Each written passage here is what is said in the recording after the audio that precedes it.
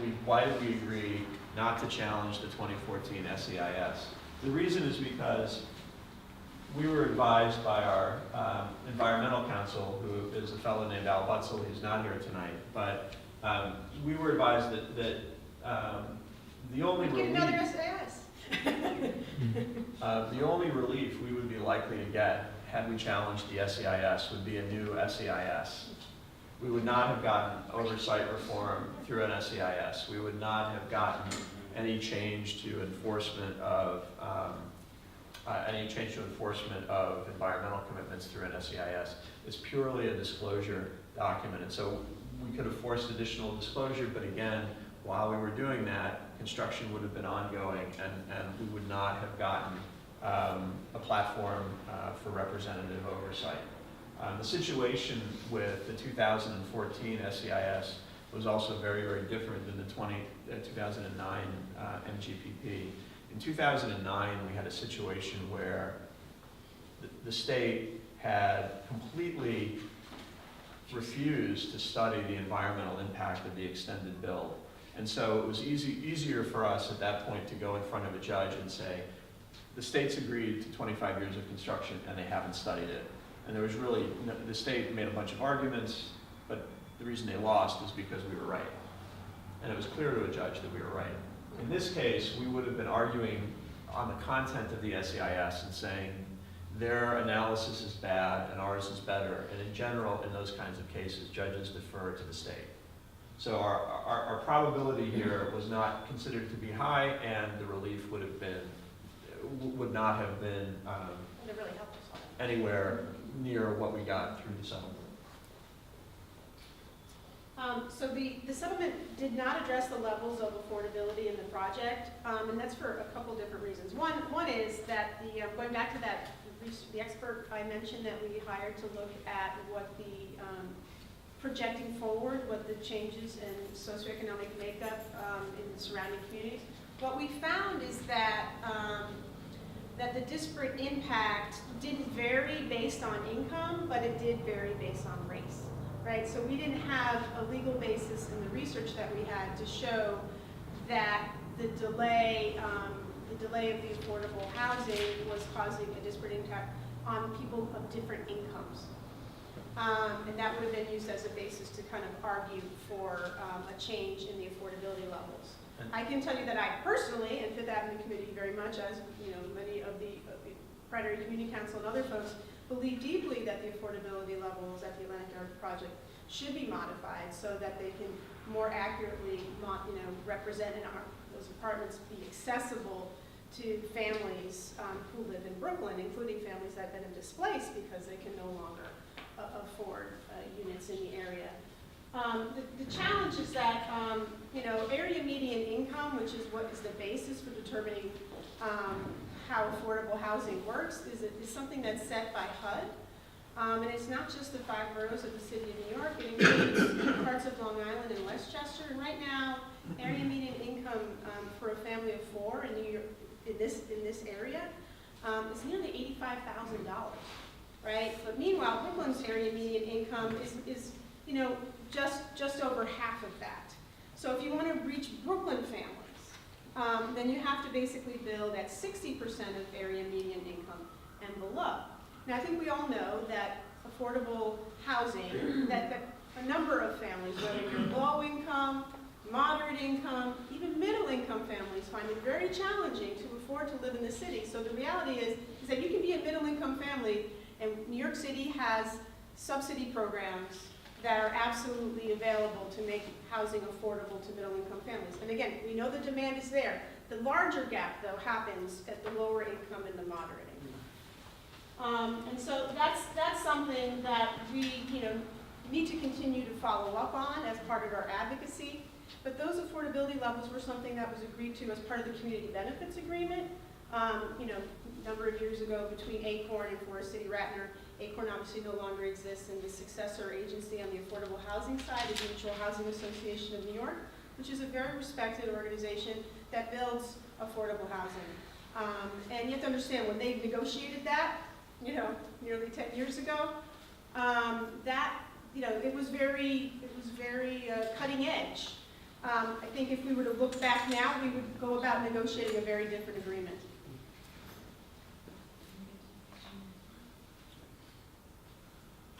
So in terms of what's coming up, the Atlantic Yard CDC's board is now in formation.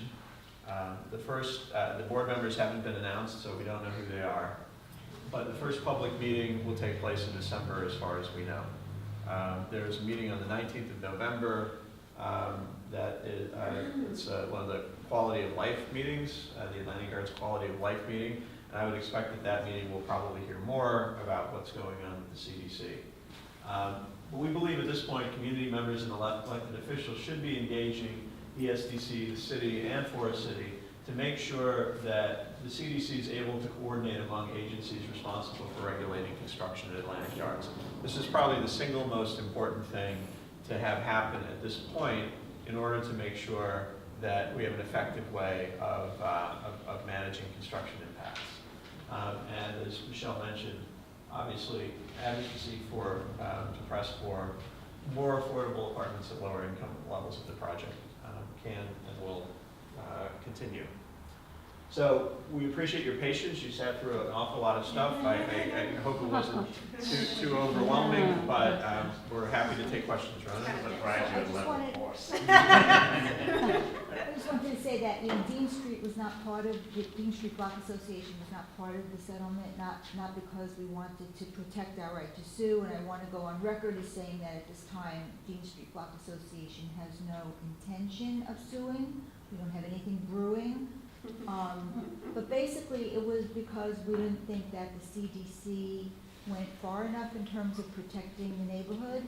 And while we do care about affordable housing, and we do have concerns for our neighbors who are going through a lot of strife right now with possible eviction discussions, we feel very strongly about that, but we want it to be a neighborhood that people will want to move into.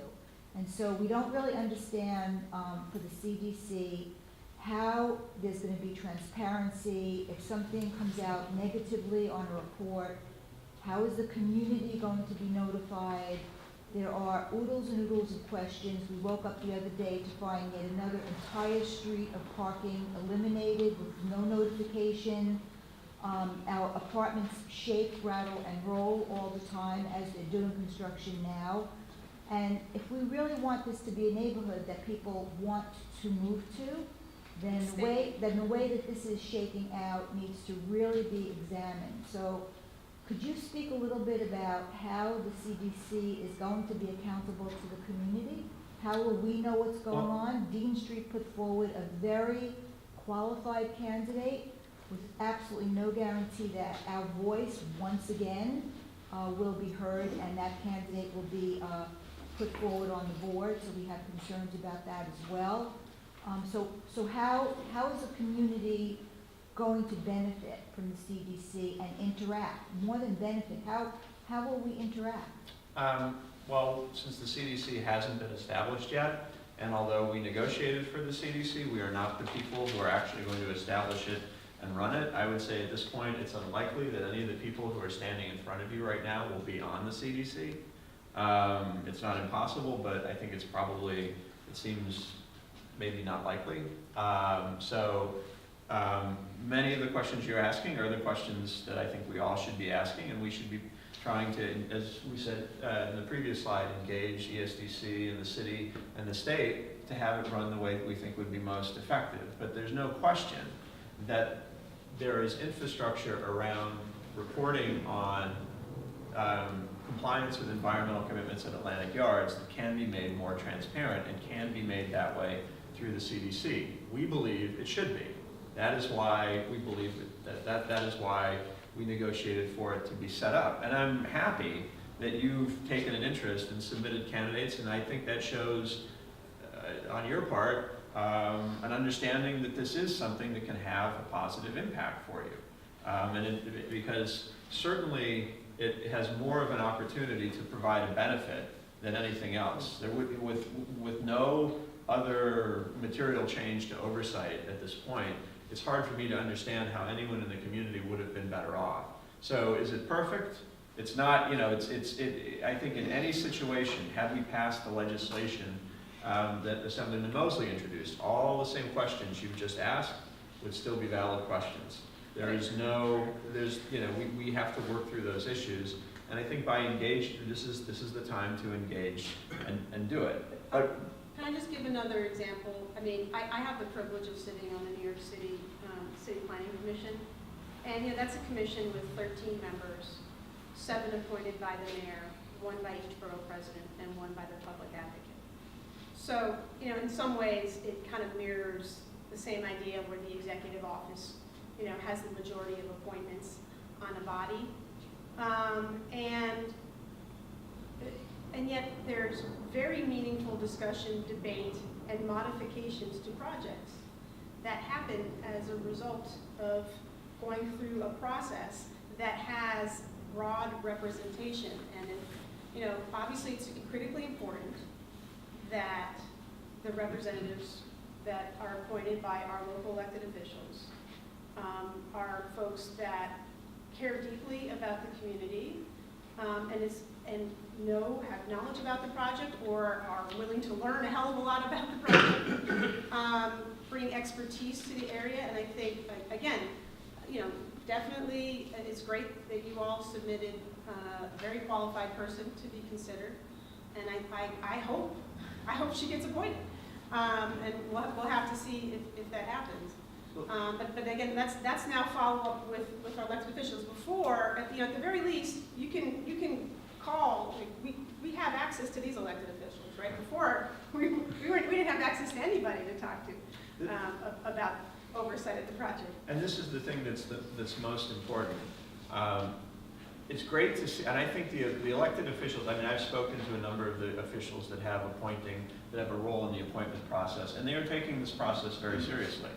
And that's great, because the thing that we need more than anything else is for our elected officials to take ownership of this. It's much more important for the elected officials to take ownership of what happens in the CDC than it is for us advocates, whether we're block associations or civic groups or affordable housing groups.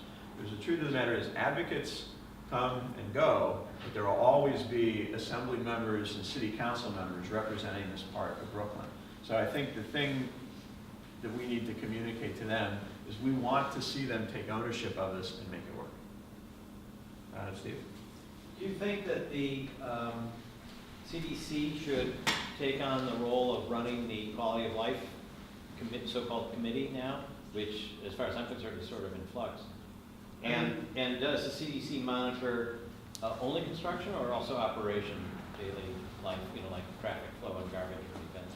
I think, so to answer the first question, I'm not trying to be silly or anything, but basically what I think about what happens to the quality of life meeting, that and $2.50 will get you a cup of coffee at Starbucks. Nobody's asking me what but my personal view is, I think the quality of life meeting tends to be a forum for City Ratner to present things to the community. And I think they probably need a forum for that, but I'm hoping that the CDC will do something much more than just facilitate what happens in the current quality of life meeting. I think we would all be very disappointed if the CDC only did that.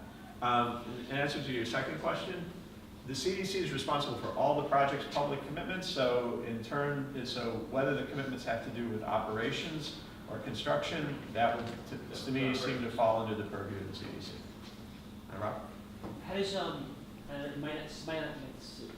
answer to my question doesn't affect it at all, but how does it affect the fact that, the Greenland bought 70%, Forest Hills said? Yeah. I mean, are they under the same Yes. commitment? Okay. Yes. Everything's the same, nothing changed? Absolutely, nothing changed. Wayne? Well, what I would like to know from the impacted, I've heard a lot, affordable housing, that's not where we're at, that's not the people that I'm representing right now.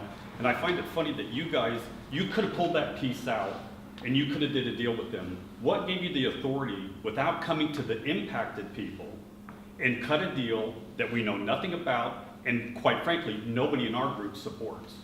Well, I think that's not a fair characterization, Wayne. The group that negotiated this settlement has been working as a coalition since 2006.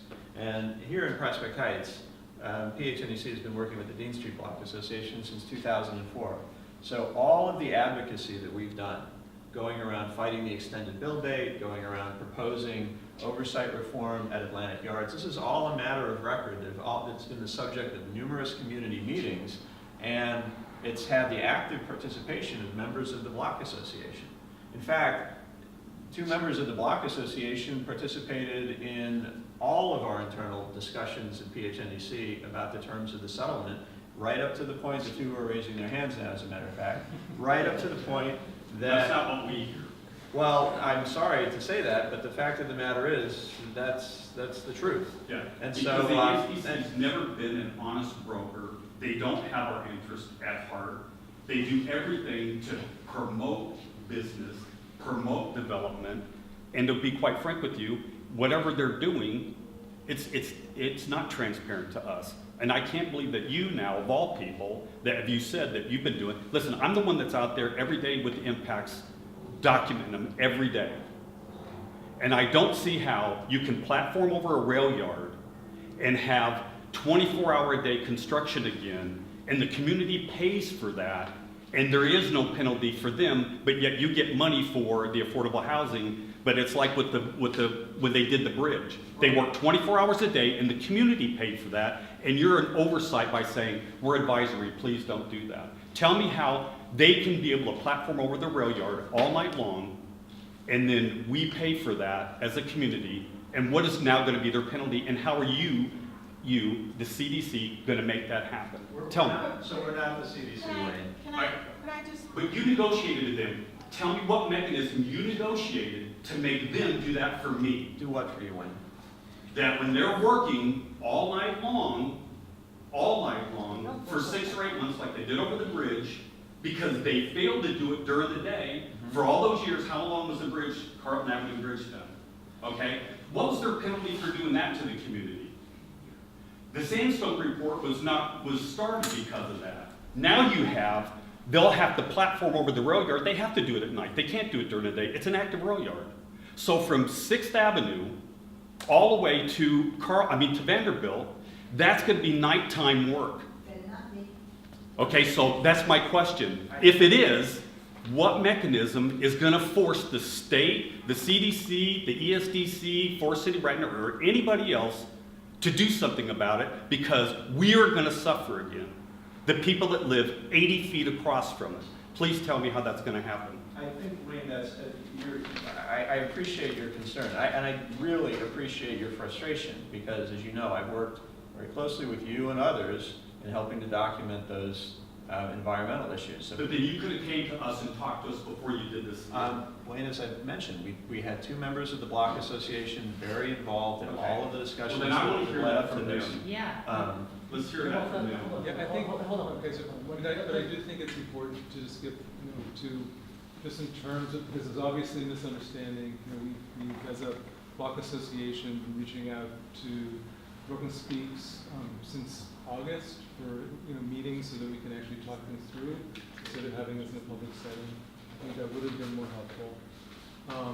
In terms of the, I guess I'll have the floor, and since I am one of the people that's being referred to here, why don't we just talk this, I want the focus of this meeting, to be clear, I want the focus of this meeting to be what is being expressed to the elected officials about priorities. I think that's a very key thing, and I am, to be frank, that's one of my concerns about PHNDC, which is the host of the meeting, and Brooklyn Speaks, the difference in advocacy of the 2. And also, I think, as the PHNDC board members that are here, like to hear what their emphasis, what they're looking for in terms of the elected officials, what kind of messages they want brought to the elected officials. But in terms of the matter of, the relationship of our Block Association to the process, it's absolutely correct. In 2004, Dean Street Block Association joined Prospect High School Development Council, and we worked very successfully as a coalition with one voice as a community. It's very important for a community to work with one voice.